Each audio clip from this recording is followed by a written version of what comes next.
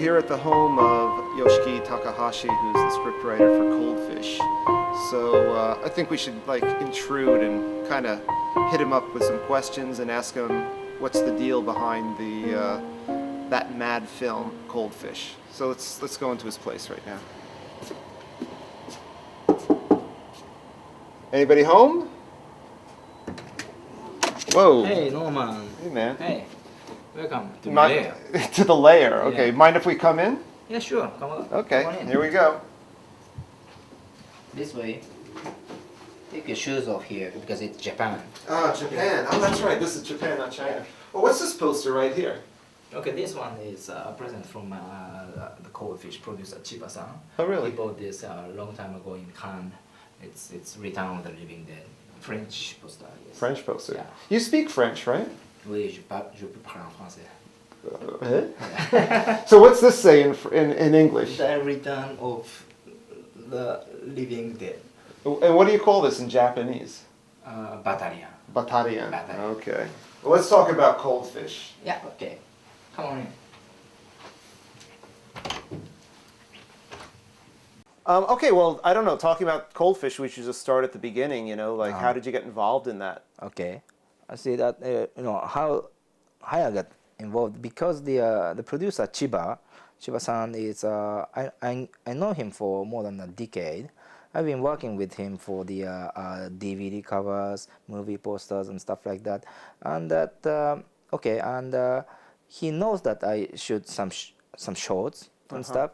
And plus that he knew I do work as a magazine writer, and those I write articles. This is for Eiga Hiho. For Eiga Hiho magazine, that's for the movies. But they have the some other books which is published by Eiga Hiho, which deals with murders and murder cases. Oh, okay. Yeah, because so many of the Eiga Hiho crew are really interested in murders, so that so we decided to make some murder books, and so Chiba-san, he knew that I'm pretty much interested in a real murder case too, and then at the time Chiba-san had this idea to make a movie out of a real murder case. So he just called me and what do you think? And I said it's a cool idea. And so did he say I want to do this case, the dog murder case, or did he ask you what of all the kind of murder cases in Japan, what's the most interesting one? He wanted to put the dog one. Oh, so he had that idea in the center. But we weren't particularly making a movie out of that single case. Mm-hmm. And then so he asked me to write the script, and at that point that I think he had in his mind that this movie should be directed by Shion Sono, but at that time it was not really certain yet. Oh, okay. Mm-hmm. So about when was this? I mean, in timeline wise. It was 2 years ago, I guess. Oh, 2 years ago. Okay. So then, about how long did it take you to put the script together? I mean, say first draft. For the first draft, it took I don't know, 2-3 months, I guess. Oh, that's pretty quick. Yeah, but it was pretty rough. Oh, okay. Mm-hmm. Okay. So then, Sono is also credited for writing the script on that. Yes. So when did he get involved in the script writing of Coldfish? I see.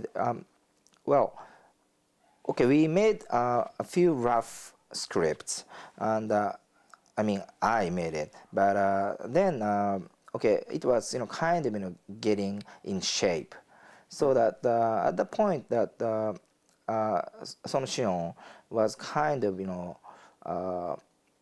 invited to direct that film, so it's now certain that he's going to shoot that film. At the time, I had to pass the script to Sono, and he looked at it, and he wants some changes, right? So then he changes it, then throws it back to me, and I did the same again. And we took turns, each one one of us. Okay, so like I don't know how long that take. It took like I guess half a year or something like that. Oh, okay. Yes. Okay. So I mean, well then let me ask you like what do you think like Sono's input? I mean, what was it like his point of view? What were the things that he was looking to add to? That's the family thing. Because in my original script that the protagonist guy Shamoto didn't have a family actually. Oh, okay. Okay, he had a son instead, not daughter, but that son is kind of really outcast, really not fitted to society guys. So he decides to put him in the Murata's fish store to work and rehabilitate, something like that. But Shion strongly wanted to make that a family movie. I mean, family movie in a way, so that he gave Shamoto that family, and put the daughter instead of the. Well, then he must have changed because it's all those girls in the tight white shirts that are working. That girls were also, those girls were originally in the script. Oh, okay. Already, yeah, and there were much more nasty scenes in the script. Like Can you elaborate? Well, those girls are kind of like under perfect control of Murata guy, and he's when you look at him, he can't stop himself once he's turned in, and so that's why he's kind of rapes Shamoto's wife, stuff like that. And what do you think if he had a bunch of young girls under his perfect control? Well, one of them called each night to come to Murata's office or his bedroom because he wants to say something to her. So was that in the script originally? Yes, I mean, because like in the film, it's really not explored in the film. Yes, it was. In the script. Mm-hmm. Oh, okay. Yeah, because in the film, watching the film, it's kind of like it feels like there must be something more going on, but it's really you really don't see that. A lot of those stuff around these girls were finally cut, and it's not in the film. It's kind of ambiguous, but you get the feeling something's a little fishy here. Yeah. You get it? yeah. And I think that's cool by me because for example that you see the girl who runs to Shamoto in the parking that I'm gonna take care of your daughter, so don't be afraid or something like that, and you can see clearly that she has something to do with the story, and it isn't actually in the film, but you got the weird things. You got the feeling of weird things going on here, stuff. So that was good enough for me. I don't know. I mean, it is I think it's an R18 DVD, so smoking is fine, but don't try this at home. Well, anyway, going back to the script, the thing I remember you had told me once that the script was kind of unorthodox. That you wrote. Let's say, like usually in scripts, especially in Japan, they're very sparse. There's very limited direction. It's really dialogue and very basic settings. And I remember that you had said to me that you added all this stuff that you really normally don't add. Maybe you could explain some of the things that you put into the script.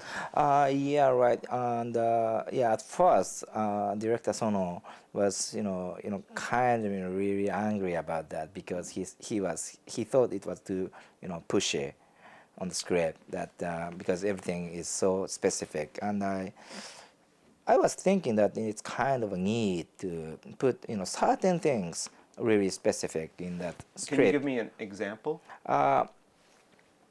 Like like all the sayings and the posters and those catchphrases outside the Murata's fish store. Oh, okay. Everything is written in the script like that, because those things are needed to describe the Murata's personality. He's kind of ego-centered, really flashy guy. and and those bits and pieces, like how to show how this man is so Fucked up? yeah, Or fucked up, into or himself? yeah, into himself. And sometimes I needed that to describe the atmosphere which that Japanese countryside, a fucked up countryside of Japan has. And that feeling is kind of, you can't, you can't just, it can't be anywhere or whatever. It's got to be something there. And plus that, those people must act in a specific way. If not, it's gonna look like, kind of, whatever villain or something like that. And Oh, I okay. didn't want it. Yeah. There's the one thing I want to get back to the script though. The one thing, I guess it's at Murata's house, like his dad's house. There's, Yeah. There's the signboard right on the outside. I can't remember what was written there, but I know that Yeah, there was. you're gonna be judged after life or something like that. Oh, is that what Yeah, that says? Okay. Is that something you put into the script? No, that wasn't. That wasn't.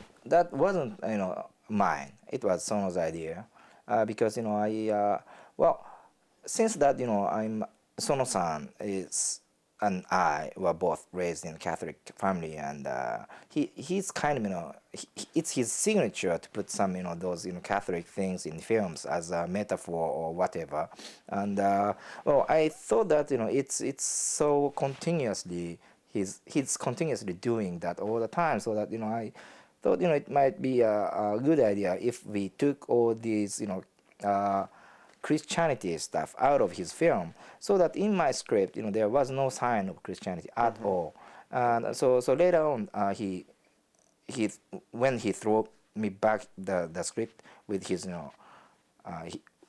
the one he put things in, and I thought I was kind of surprised that what he's gonna hit her her head with a Maria statue, something like that. So I mean, did that annoy you? No, I thought it's cool, but it's kind of I'm really not in the mood to tell you English audience about this, but I'm a pretty good Satanist here, right? And some of my colleagues and my readers know about it already, so that if I put these things in the script, that'll be too I don't know, demonstrating. Too obvious, showing too your obvious. Satanist leanings. Right, and I didn't want that. Oh, okay. Yeah, in the first place. But I mean, Sono's known for that. I mean, like his Ai no Mukidashi, Love Exposure, and everyone's carrying the giant crosses around and stuff like that. So, when I watched the film, I thought, oh, that's Sono doing his. Yeah. But the Christmas lights. The Christmas light is important because I love Christmas lights, and you see in the numerous films that Christmas lights are used as a sign of insanity or insane people, crazy person. Like if you remember the Texas Chainsaw Massacre 2, that the whole amusement park is covered with Christmas lights. Christmas lights, right. And maybe you can of course remember an Arctic guy from the movie called Night Breeze. Okay. Yeah, Clive Barker's Night Breeze. There's this guy who's really wanted to become a night breed for all these years and couldn't make it, and his house is covered with Christmas lights. And of course, people can easily remember the mad dentist from Little Shop of Horrors has a shrine of her mother's, his dead mother's photo on top, and that's covered with Christmas lights. Yeah, Christmas lights. Okay. So that I think that Christmas lights is kind of good way to see that people fucked up. And then I see so many people around here kind of decorating their houses with Christmas lights even in the midsummer. And So you think that you're living in a neighborhood filled with serial lunatics and murderers. crazy motherfuckers. Oh, okay. Yeah. Well, that's cool. That's cool. Yeah. Well, we're all slightly crazy in Tokyo anyway, so Yeah. show yeah, it, yeah. show it. We both know that. So anyway, so you had this huge script, and Sono is taken back by it. So did that cause any tension? And how did you work that out? At first a little bit, honestly speaking, that okay, I've been working on some scripts and some short films and stuff like that, but okay, this is my first big commercial film, and Sono is he's been doing his movies for like a decade, and he's well known, awarded, acclaimed director, right? And I know him for a long time, and but at first he later confessed me that at first he was kind of went, what the fuck is this Yoshiki guy changing all the lines I fucking wrote? Who the fuck he thinks he is? He firstly thought so. He told me later, and after that he changed his mind that he he continued to read those lines which I constantly changed, and he thought there's something that the usual script didn't have, which is I think that is the I think that's the reality of the real verbal language. The movie script writers often takes the subconsciously takes the easy way to write a line which you have somehow heard of somewhere. Okay. Yeah, or similar ones, and those lines don't really exist in the real world, right? For example, it's hard to say because right now I'm speaking in English, but sometimes if your car is chased by somebody in the film, they always say we got company, okay? But nobody says that in the real life. Right. Nobody get, right? Yeah, See that? yeah. So that kind of stuff, a little bits and pieces, and I think it might be really hard to see it through subtitles. Oh, to watch Coldfish and see that the dialogue is Has a certain certain depth of reality. well, yeah, that's the that's just the way it is. I'm not demanding it, anyways. You should demand it. No, okay, so anyway, getting back, you had said that that this is based on a true story, and it's based on these Saitama Dog breeder, whatever they call it, the dog breeder murder case. Yeah. So, tell me, you were following this case when it originally happened? When did you first hear about the case? And when it happened, because it was it was really a big news before the principal murderer was arrested, and it was like all the media went to his dog breeding house and his house, asking him what the hell happened to the missing people and stuff like that, and he was really kind enough to answer those questions to the reporters. So we at that moment we used to watch his face on TV over and over, but later on here comes the great earthquake in Kobe, right? And it was followed by the armed gas terrorism, the gas attacks on gas the subways attack on in Tokyo, subways right? and stuff. So that it was kind of very blurred by those huge events. But before that, all the TVs and like wide shows and stuff, they were pretty much into the case. Let me ask you this: did they, when they were questioning him, like going to his shop? Did they already knew he was this murderer? That's kind of unheard of in the West. I don't think. Well, it's you can take that as like when you did it with O.J. Simpson. Oh, okay. Yeah, Okay, or okay. John Bennett Ramsey's parents. It's the same thing. But Oh, this time okay. it was proven. Yeah, Yeah, this yeah. time he didn't get away with it. He Hmm. didn't get away with it. Right. Okay. Well, let me ask you this. So in reality, it's like this dog breeding, and in the film, it's fish. I mean, was there a reason to pick fish? Yeah, of course. There's two reasons. One is a financial problem. That to keep hundreds of dogs during the shooting, it costs much money.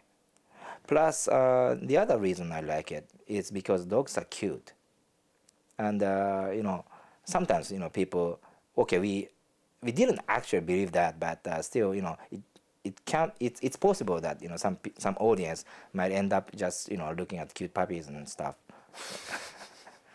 Even there was Oh, look at the cute dog. yeah. Okay. Oh, that guy's getting murdered over on the side, but oh, look at that Yeah, dog stuff right like that. there. Yeah, Right. Okay. yeah, Yeah. I'm telling you that. Right. Okay.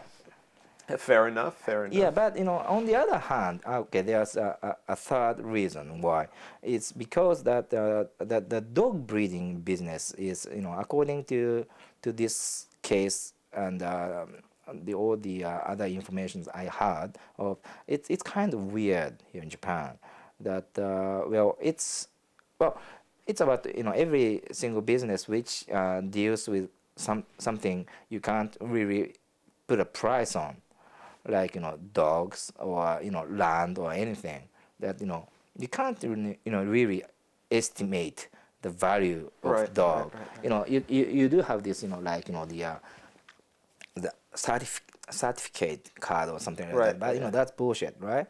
So and well, and those people like they put those people put the price as long as they want it to be. They put the price they want Right. all the Right. time, Right. right? And that kind of business is weird, I think, because and okay, so the when we thought that at first came the financial problem, and we said, oh yeah, right, too many dogs can be really hard to handle, so that and they and this producer asked me, so what's your idea? And I said, what about tropical fishes? Because when the bubble economy hit Japan back in 1980s, I saw many tropical fish stores, growing in Tokyo area, like Roppongi or Shinjuku or whatever, and those tropical fish store were selling many those arowanas, and you Oh, see in the right. film, Right. Right. right? That kind of fish is like a kind of it's good to have those fish in the entrance of your office or It looks something. kind of like yeah, it's like a sign of wealth. Sign of wealth, and that it's kind of menacing to the people, stuff like that. And you can Right. feed it with living fish and stuff like that. So I think yakuzas and people close to yakuza really loved that fish as their trophy or something. Okay. Okay. So it was switchable, I can say. Okay. Well, let me ask you also then. I mean, talking about like the original case, like the characters that are in reality and the ones that are in the film. I mean, how closely did you follow or try to maintain, the like Sekine, the original serial murderer? Well, actually, we about their MOs and stuff like that, I try to be accurate as possible. And about their characters, me and Sono, we both wanted to pump up a little.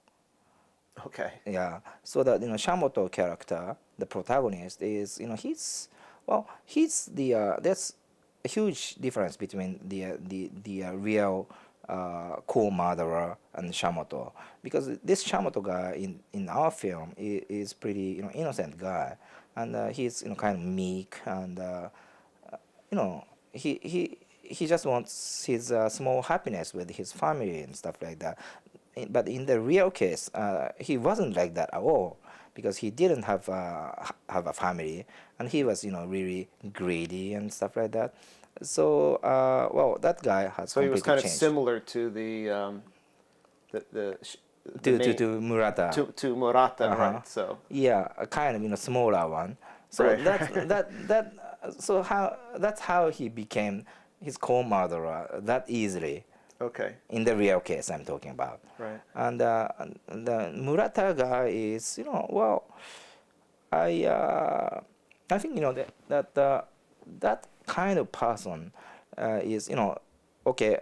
Here I'm not talking about the murderer or not, but that kind of pushy, strong, self-centered person can be easily found in Japan, and the small company, they run small companies, or they are kind of maybe they have two companies, Right. small one, and stuff like that, and mainly living in countryside.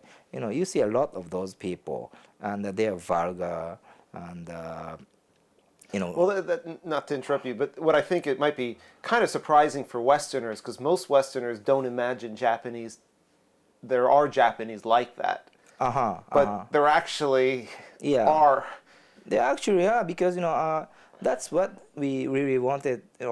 Particularly me, I wanted to put it in the film, because okay, I see those people most every week, something like that, and I don't see these people in the film at Right. all. So In Japanese films. in Japanese films, Right. so it might be a good idea to put those people in it. Yeah, that's it. Like I. But let's say that you don't see Frank Booth all day, right? Every day. Mm-hmm. But there are people like that somewhere, and well, that Murata guy is much more popular kind of characteristic. That well, after the release of the film, I hear from my friends and some people that they said that I know that Murata guy. He's just right next to my house or something like Right, that, right, all right, the right. time. So that kind of personality is quite common here. No, can say I that. see that all the time. Is very annoying. Mm-hmm. Like what do you say, moriagaru type? Yeah, Like yeah. everybody be happy. Come on, come on. What are you doing? And for me, like when I moved to Japan, I wasn't really prepared for that kind of Japanese, because that's not really like our stereotypical image. Japanese are always kind of portrayed as quiet and reserved, thinking about others before they think about themselves. But the reality is quite different. And that's one of the things that I appreciated about seeing the character, and I felt the same way watching the films. Like, oh God, I know guys like this. Just shut up. Yeah, that's the. I think that's the missing link between the old Japanese army soldiers and modern Japanese people. What do you mean? I mean that those you people around the world think that the Japan used to have a strong army and navy, and those soldiers are kind of fearless and strong, and that doesn't go really well with this polite and quiet Japanese Right. characters that you see these days. But that kind of strong character remains in those Murata kind of guys. So he's like the missing link. Yeah. Okay. okay. And the ending of the movie. If we can jump to the ending, this is not with spoilers or anything like that, but the ending of the movie is quite different from. I mean, they're both still, the wife and the husband are still alive. Yeah, So, still alive. Yeah, they're still alive. And I'm hoping people have watched the film before they've watched this. But they're both killed in the film. So it's kind of, it says it's based on a true story, and it's kind of true up to a certain point. How do you explain then why did you keep it true to this point, and then why did you shift over like that? Well, actually, it firstly came from Sono.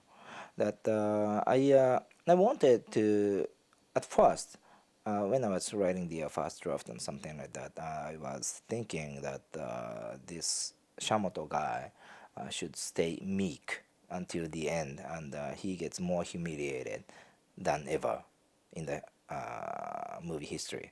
But then Sono-san thought that it's too stressing, and he wanted him to blast and fight back, stuff like that.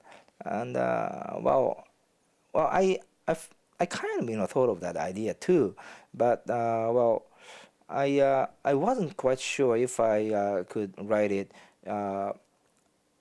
good enough to make it believable. Anyway, but Sono-san, wrote that kind of transformating scene, and I saw it, and well, yeah, it might work. So well, that's what exactly had happened, and but still, after that, I wasn't really sure about that.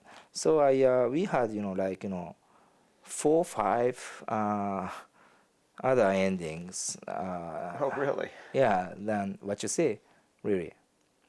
Can you give us an example of an alternate idea? Well, well, okay, in one idea that which I wrote, that Murata finally decides to call the cops, okay, and and go to no, Shamoto-san decides to call the cops, and okay, he calls the cops. He goes to Murata's place because he wanna be there when Murata's get arrested, and uh, he wanna finally wanna say something back to Murata, and he's so decided, and he ups his chin and go into Murata's house, and then he couldn't do it, okay, because Murata's talk is so strong and stuff like that, and well, at that point that Shamoto really feels that he must feel his weakness, and he's so helpless you know in front of Murata, and suddenly door chime rang, and Murata says, okay, I go check it out who the fuck it is, and Shamoto is waiting, okay, and Murata opens the door, and here comes the cops, and Murata says, hey officer, what's happened, stuff like that, and well, and and and this Shamoto guy thinks that maybe Murata is good enough to convince those officers, so he stands up, and suddenly he was choked from behind by Murata's wife, and he can't breathe or make a voice or sound, and Murata is talking to the officers, and goodbye and something like that, and door closes. Shamoto's view is fading, the end, stuff like that. Oh, that's So yeah. okay. Okay. No, and I wanted to say too that I mean, the other day you had mentioned to me something that you've kind of felt, because the case is so popular, Yeah. that you kind of felt a duty to maintain.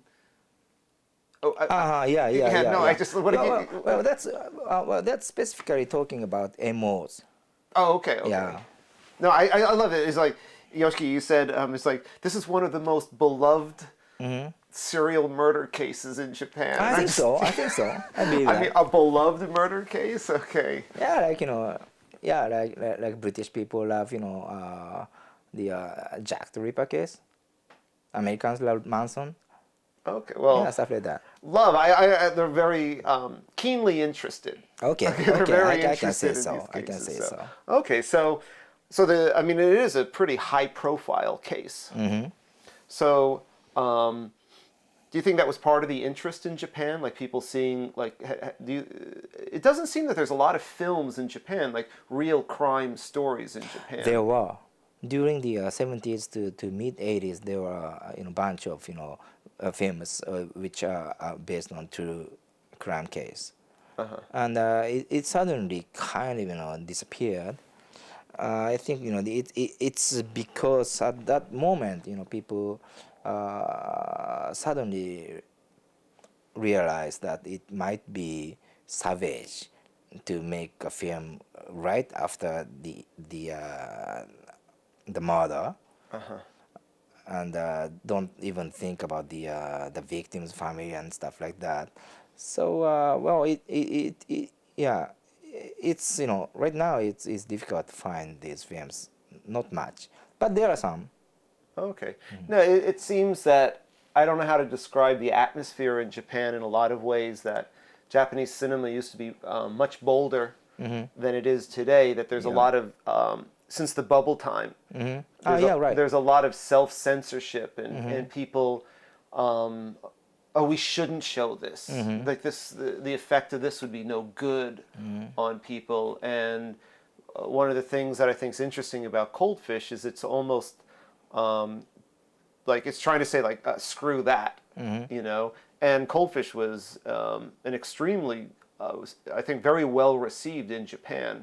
And yeah, that opening, I mean, you were really happy. I mean, it was like standing room only for days to see the film. Yeah, right. And that's very unusual in Japan. I mean, Japanese really don't see their own cinema that much. The industry is kind of dying. Yeah, it's dying for sure, and we want to reanimate it. Yeah, of course, of course. So do you think, I mean, let me ask you that this is what my question is. I mean, what kind of effect, I mean, still early, the film is still playing in the theater here. Yeah, it's still playing. I mean, what kind of effect do you think you're seeing that Cold Fish is having on the film industry in Japan? Well, I think that talking about from the you said that during the bubble economy, people got suddenly civilized in a way, and stopped making brutal films and stuff like that, and pretending that there's no brutality in this world. Our world is clean and healthy and stuff like that. Well, I think that really happened here because everybody suddenly got rich. And before that, we were kind of receiving what we could afford. But from that moment, there was this idea of taste got spread, and so that the tasteless things, or maybe the bad taste things, were really started to be ignored. And and at that time, before that, and of course the movie industry itself has changed. That before that, moviegoers were mainly men, and right now, since then, from the 80s, it's mainly the female audience that we are dealing with, and those female audiences from the bubble economy time, they hate vulgar things, or nudity, or violence, or murder, or severed heads. So, well. What, they hate severed heads? I thought everybody no, they had don't. a thing for severed heads. Or well, should I say that they had to pretend that they hate those things because it's the social requirements. People act like the society want them to act. Right. Yeah. So that well. Not to interrupt you, but that's kind of what I think is one of the things I complain about cinema today is the people with the money only they pick projects that they think that the audience wants to see. Yeah, so everyone's kind of second guessing based on this kind of image of what good taste is. Oh, you can't have this, you can't have this, you can't have that, and no one's seeing those films. Then here you go, you write Cold Fish. It's got all the things that they're saying nobody wants to see, or they're trying to convince themselves that nobody wants to see these things, and all the fucking people turn out and they're standing in the theater to see these fucking things. Yeah. I'm really happy with that. Yeah, because it's got sex and death and violence in it. Of course, that's I think that's it. And how hard you try to hide that you are not hide your interest in those things, but you really in the deep of your heart, everybody wants to see sex, violence, and death, right? I'm totally sure about that. Right, right, right. Well, that's what cinema's for. Yeah. We see it in the cinema, and then we don't want to see it in real life.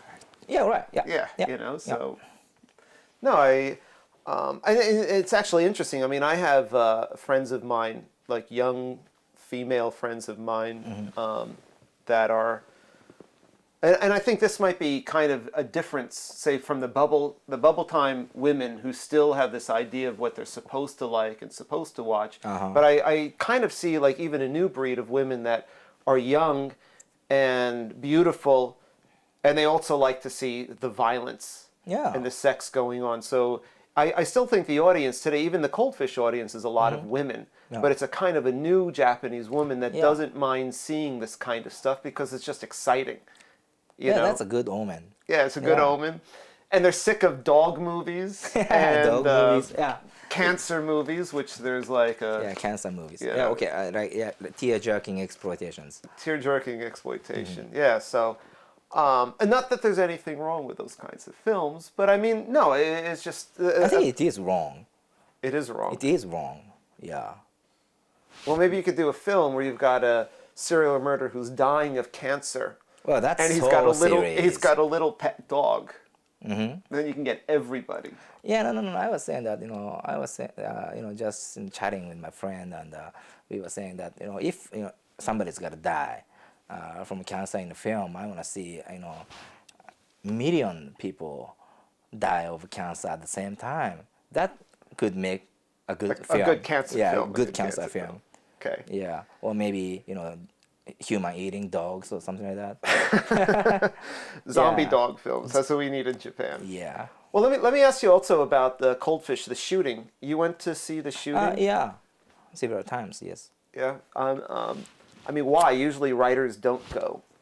Yeah, because someone wanted me to come over and have a chat over there. Really? No, it's kind of unusual. I mean, usually like...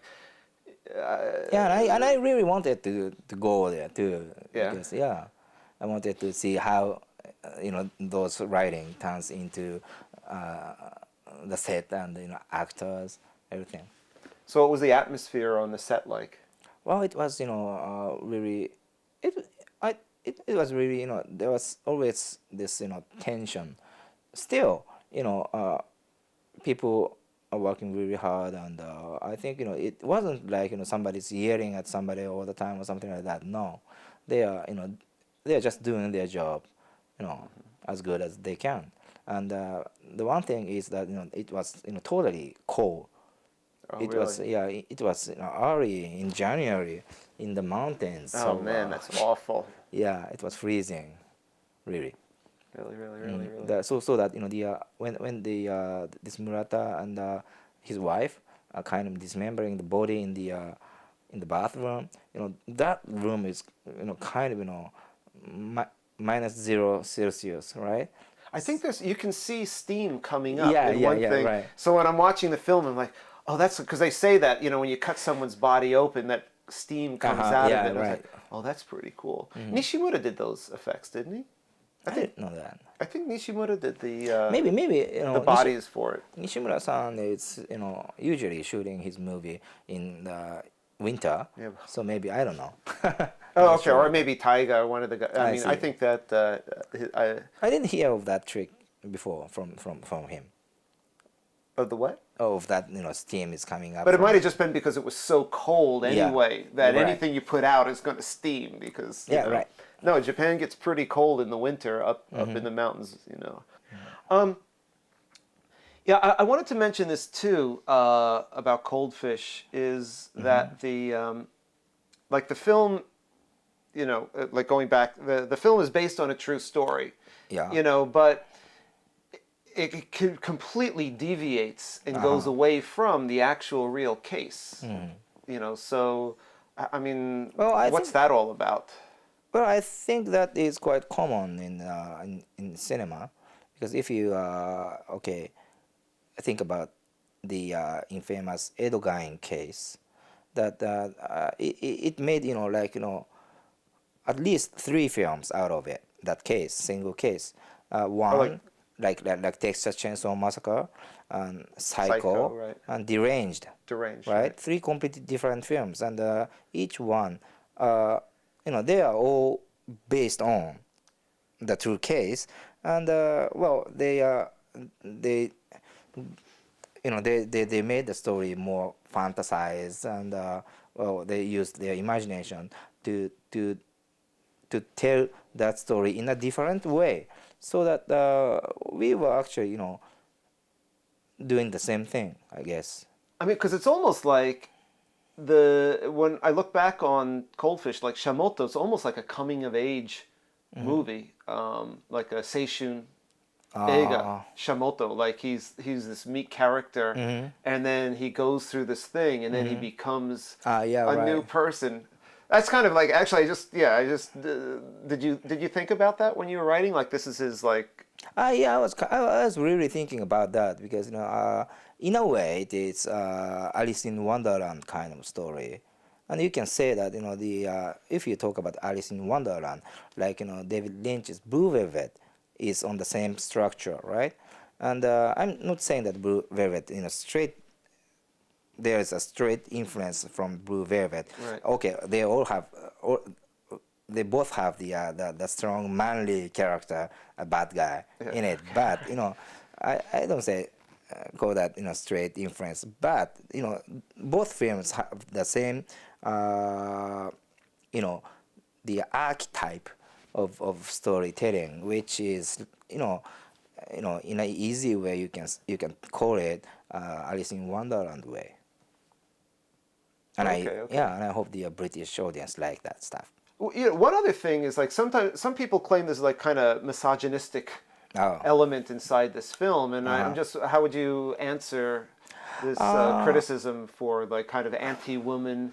Yeah. I heard a lot, and I have seen some of those claims on the internet. But well, once I found a really funny answer to it.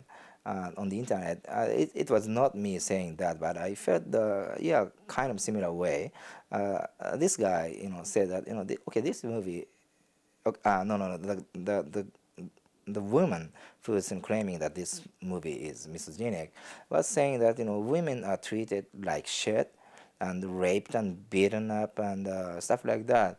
But and this guy answered her on a comment that, did you look at what happened to the guys in this film? They are fucking dismembered, right? And their penis were treated like toy or something like that. And you still call that misogynic because women are beaten up? That's ridiculous, right? Right. Yeah. Right. We didn't really cut off the clitoris or something like that in the like one in Antichrist.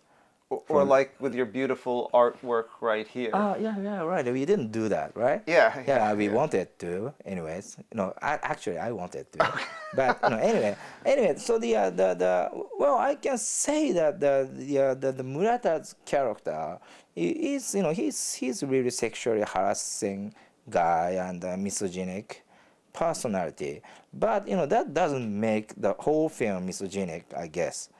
I believe. So what you're saying is that even if the character is like this, it doesn't mean that the film is like that. Yeah, for sure. Because right. yeah. Do you really believe that if the Darth Vader is too bad that Star Wars is an evil story? Maybe the prequels. Okay, forget the prequels, right? Yeah, forget it. Right. Yeah, no, of course I see your point. Yeah, we need bad guys in film, right? Right, no, and he's a pretty evil guy. Yeah. Yeah. Yeah, so. Well, anyway, we did kind of a lot of talking here and everything. Thank you. So I think it was pretty awesome. We have still a little bit of beer left. Okay. Good, cheers. Cheers, man. Yeah, thanks. Down the hatch. This is it, signing off from Tokyo with Yoshiki Takahashi, author of Coldfish. Thank you very much. Thank you very much. Thank you very much. Thank you. Okay.